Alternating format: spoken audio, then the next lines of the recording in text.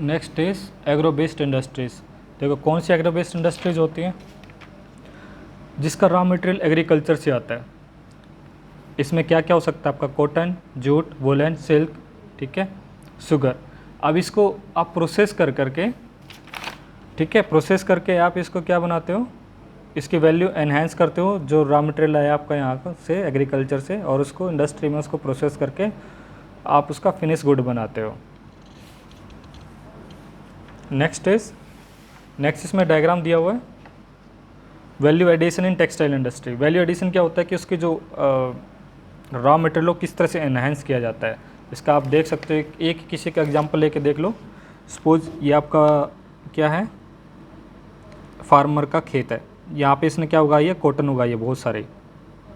अब ये कॉटन के अंदर क्या होते हैं, सीड टाइप के कुछ ऐसे, उसको बिनोले बोलते हैं हिंदी में तो, राइट। ने इसमें होता क्या है कि जब इसको फार्मर अपना हार्वेस्ट करता है अपना ट्रक में भर करके, ठीक है, इसको कहाँ पे छोड़ के आता है, मार्केट मंडी में छोड़ देता है, ठीक है, ट्रांसपोर्ट किया। अब मार्केट में फिर ये यहाँ से जाएगा इंडस्ट्री के अंदर। इंडस्ट्री क्या करेगी इसका, यहाँ पे फिर ये प्रोसेस स्टार्ट होगा, ये वाला स्टार्ट। सबसे पहले क्या होगा इसमें, ये जो इसके अंदर थे सीड टाइप, इसको रिमूव किया जाएगा। मतलब अब इसको रॉ फाइबर बनाया जाएगा इसका, ठीक है, रॉ फाइबर। ये भी बहुत ही ज़्यादा बहुत ही टफ टास्क होता है, लेकिन आजकल तो इसको मशीनें करती हैं। पहले जब ब्रिटिश टाइम था स्टार्टिंग में 1820 1830, तब इसको मैनुअली किया जाता था, बहुत टाइम लग जाता था इसका प्रोसेस में। नेक्स्ट इसमें फाइबर बनाया जाएगा, रुई बोलते हैं ना इसको, जब मतलब इसका जो निकाल लिए बिनोले टाइप। नेक्स्ट इसमें क्या है, फाइबर बना करके, मतलब जो रुई अभी है इसका क्या बनाया की जाएगी, स्पिनिंग की जाएगी। स्पिनिंग के बाद इसमें क्या होगा, स्पिनिंग करने से क्या बनेगा, यार्न। यार्न का क्या होगा, फिर वीविंग की जाएगी। वीविंग से क्या बन रहा है, वीविंग से बनेगा मतलब फैब्रिक। मतलब आपने, यार्न क्या होता है, धागा, ऐसा धागा। अब इसको क्या, धागा होता है, ठीक है, इस तरह का धागा, यार्न। अब इसने आप इसको आपने क्या किया, निट कर दिया, आपने इसको क्या बना दिया, क्लॉथ बना दिया। May be it is 40 metre long, ठीक है। अब इसको नेक्स्ट आप क्या करोगे, आपने क्लॉथ बनाने के बाद इसका प्रोसेस है डाइंग वगैरह करोगे आप।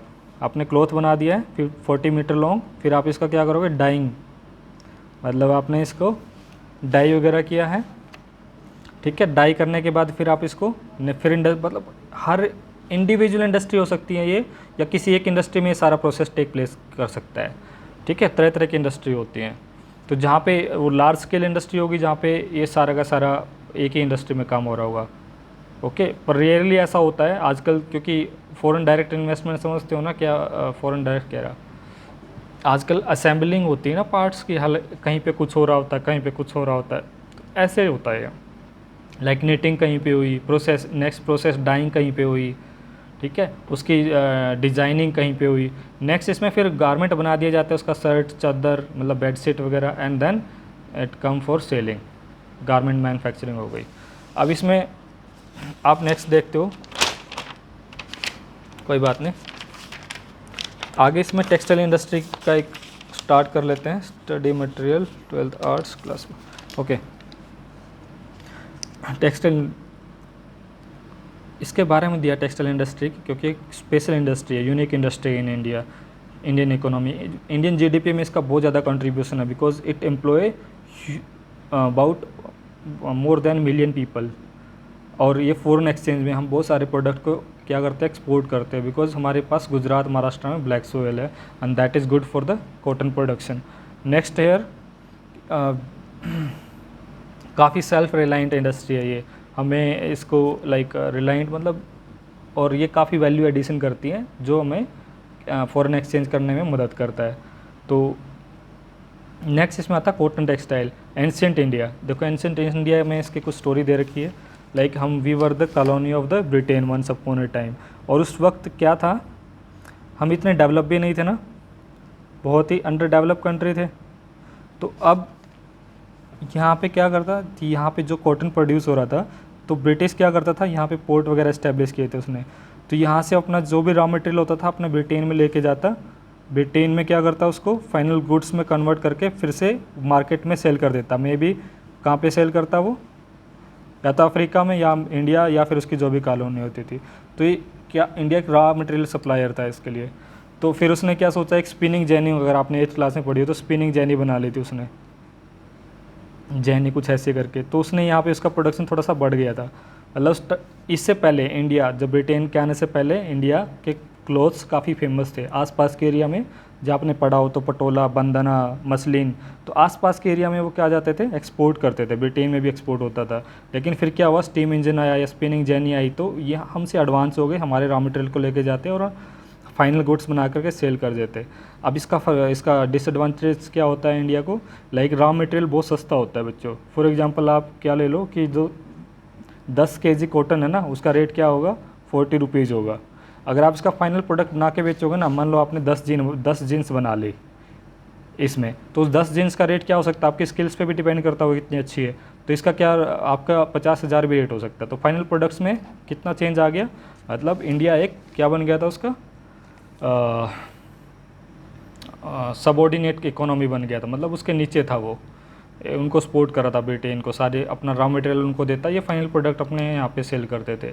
और एक पॉइंट और आपको बता देता हूँ कि इस एरिया के अंदर ज़्यादातर इंडस्ट्रियाँ, जो कॉटन इंडस्ट्री इस एरिया में क्यों सिचुएटेड है, क्योंकि यहाँ पर एक हिस्टोरिकल फैक्टर भी है, क्योंकि यहाँ पे पोर्ट है और जो पहले से ही इस यहाँ पे ब्रिटेन ने कुछ इंडस्ट्रियाँ इस्टेब्लिश की थी।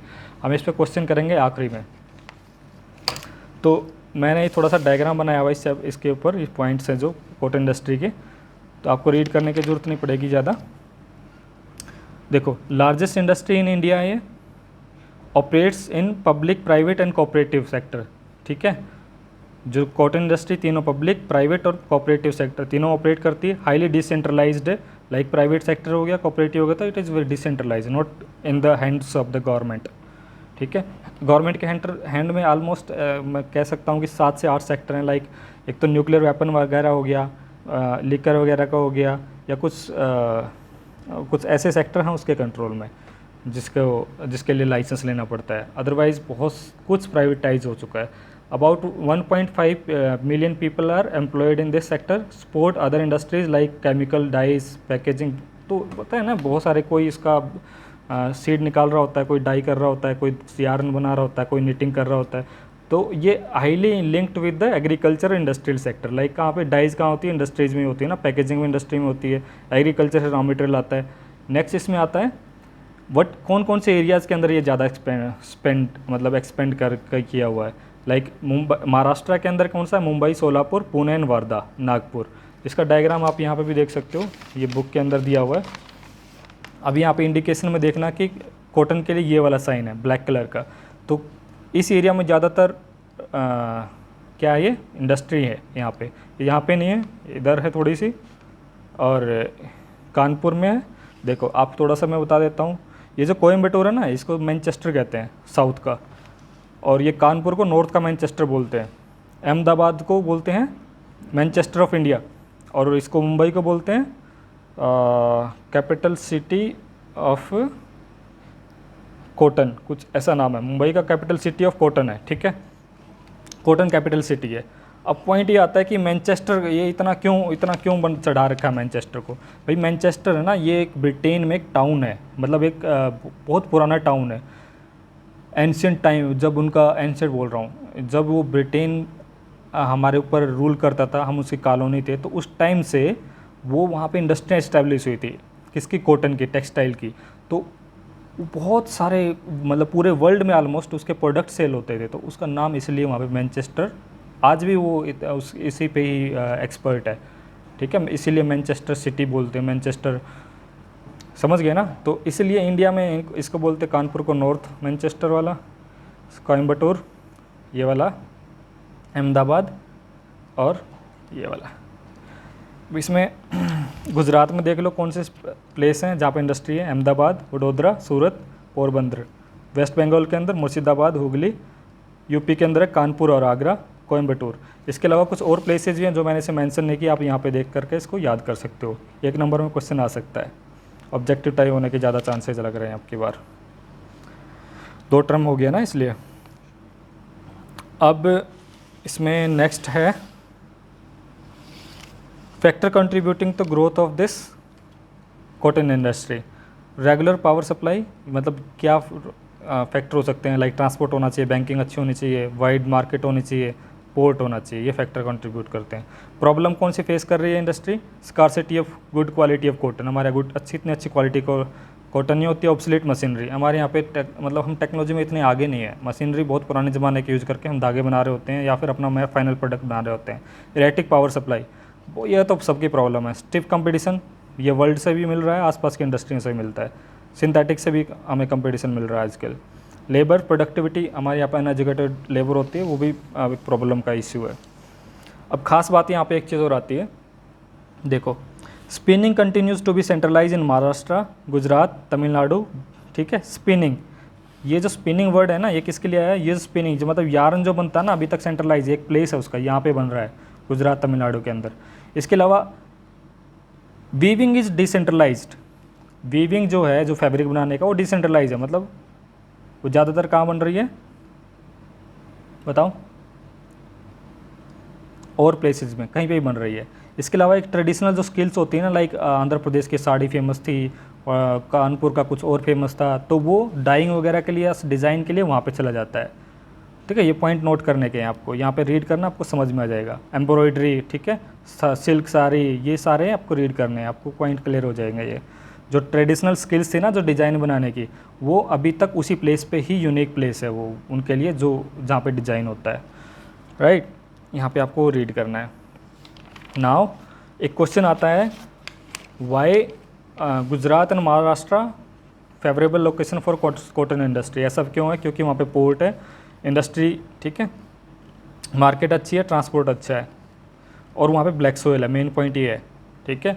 छोटा नागपुर पे क्यों नहीं इंडस्ट्री एस्टेब्लिश हो रही है? क्योंकि वहाँ पे मिनरल है, कॉटन नहीं है। पर गुजरात के अंदर ब्लैक सोइल है, इसलिए यहाँ पे ज़्यादा एस्टेब्लिश है। चीप लेबर फ्रॉम ये लेबर का एक बहुत प्रॉब्लम है इंडिया में। देखो एक डायग्राम आपको दिखाता हूँ, यहाँ पर देखो, ये है इंडिया का पॉपुलेशन डिस्ट्रीब्यूशन। आज इंडिया की पॉपुलेशन कितनी हो चुकी है? 7.9 बिलियन। देखो ये यहाँ पे एक डॉट दिखा रहा है, पर डॉट कितने लोग रहते हैं, इतने डेंसिटी पर स्क्वायर किलोमीटर पर नहीं है ये, मतलब एक डॉट इतना पर स्क्वायर किलोमीटर इंडिया में 342 लोग रहते हैं पर स्क्वायर किलोमीटर एरिया में। लेकिन ये जो पॉइंट दिखा रहा है ना, कितने जो आयरन और इंडस्ट्री आएंगी ना, इस एरिया में फेवरेबल सिचुएशन रहेगी उनके लिए। पॉइंट क्या है? क्योंकि यहाँ पे पॉपुलेशन डेंसिटी देखते हो कितना हाई है, इतने ज़्यादा लोग रहते हैं, मतलब हाईएस्ट डेंसिटी वाले स्टेट हैं ये। वेस्ट बंगाल, बिहार वाला हाईएस्ट डेंसिटी है यहाँ पे, दिल्ली हाईएस्ट डेंसिटी वाला है, बिल्कुल ब्लैक हो चुका है। तो बस ये बताना चाहता कि इंडिया का जो सेकेंड पॉपुलेस्ट स्टेट है, कंट्री है वर्ल्ड के अंदर। तो इतना ही करेंगे आज वीडियो के अंदर।